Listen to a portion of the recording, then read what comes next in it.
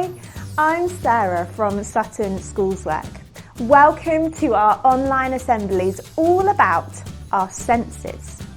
Each week we will share some fascinating facts about the human body, tell you a Bible story and give you a challenge for the week ahead.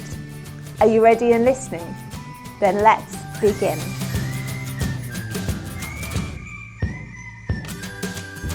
Humans and other animals have 5 senses: touch, taste, sight, smell and hearing.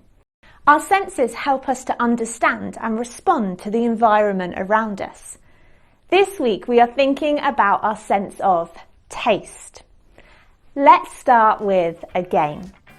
I'm going to show you a picture of something that you could eat. Can you tell me what it tastes like? How would you describe its taste?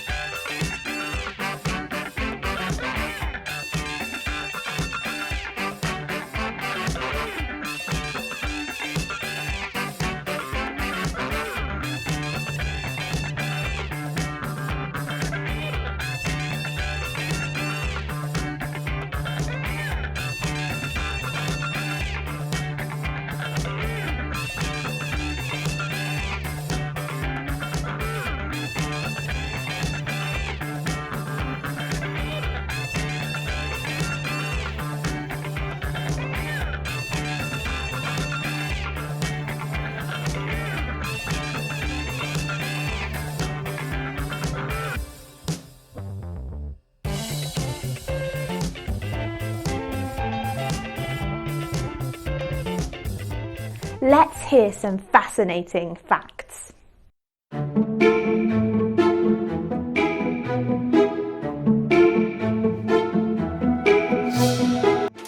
Yes, sodium chloride.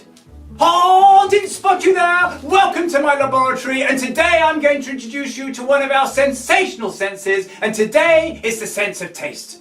Out of all the senses, the sense of taste is my absolute favourite.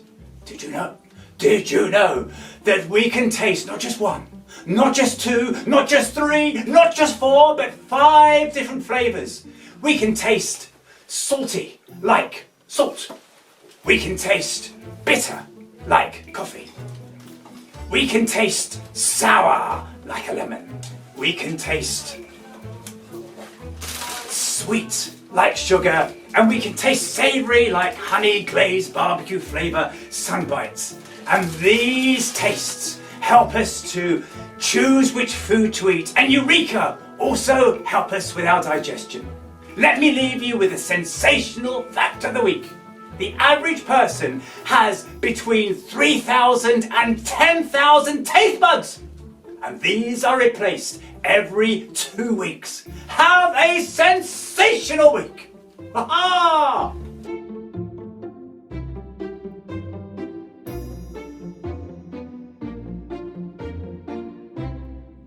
People sometimes add salt to their food, especially chips. In today's Bible story, Jesus is talking to his followers about being salty. What could that mean? Let's hear what he had to say.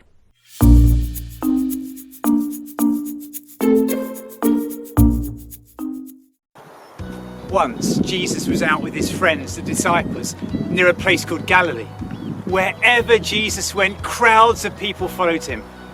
So Jesus decided to go up on a mountainside to teach them.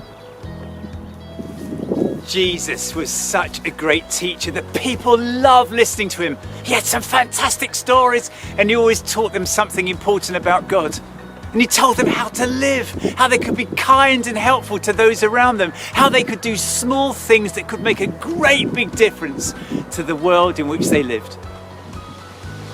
When Jesus was teaching the people, he told them that they should be like salt and like light. 2 very ordinary things that we've all got in our own homes, but 2 ordinary things that can make a great big difference. Let me read to you what Jesus said about being like salt. He said this: "You are the salt of the earth, but if the salt loses its salty taste, it cannot be made salty again. It is good for nothing. It must be thrown out for people to walk on. I've got some salt and shake crisps here. Have you seen them? These crisps, they don't come with salt already on them, so they're not ready salted, but inside the packet, there's another packet, a little blue packet that contains the salt. And the idea is that you put as much or as little of the salt onto your crisps as you want to bring out the flavour of the crisps, to make them even tastier than they were before. Now, I'm quite sure that they didn't have salt and shake crisps in Jesus' time, but they would have had salt and they would have sprinkled it on their food. And when they sprinkled it on their food would have been even tastier than it was before. And another thing that salt was good for back in Jesus' time was because they didn't have refrigerators to keep food fresh. What they used to do if they had some meat or some fish was they would coat it with salt, and that would stop the meat or the fish from turning bad. And I wonder whether when Jesus was saying that we should be like salt, he was saying that we should be the kind of people that make life better for those around us, make it even tastier than it was before, and also that we can help stop things from turning bad and sad for the people around us. Be like salt is what Jesus said. Then Jesus went on to talk about light, and this is what he said. You are the light that gives light to the world. A city that is built on a hill cannot be hidden. And people don't hide a light under a bowl. They put the light on a lampstand. Then the light shines for all the people in the house. In the same way, you should be a light for other people. Live so that they will see the good things you do. A little lamp like this can turn a room from darkness to light.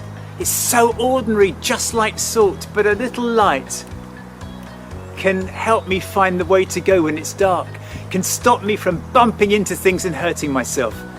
Just an ordinary little light, but it can make such a big difference. I'm not on a mountainside like Jesus was. I'm on Roundshore Downs, but in the distance you can see Croydon and our capital city, London. Let me zoom in so you can have a clearer look. There is Croydon. Can you see there? And then let's see if we can find London as well. There in the distance, you might just be able to make out the shards. There is London. And Croydon and London, the city, aren't hiding themselves away. And Jesus, he didn't want us to hide ourselves away either. He didn't want us to be the kind of people who put a light underneath a bowl and kind of hid it. That light would be far more useful. It was placed on a stand so that everybody around could benefit from it. And I think Jesus wanted us to be like that, not hiding ourselves away, but if we saw some place that we could be helpful to others, to just go ahead and do it. To make a difference to the world that we live in. To be like salt and to be like light.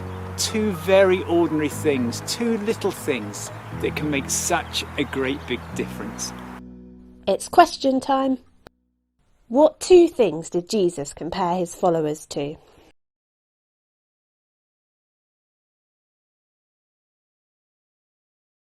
Where do people put a light once it is lit?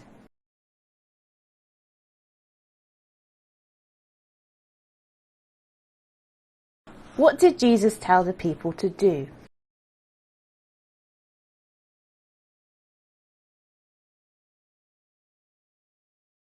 Jesus compared his followers to salt and light.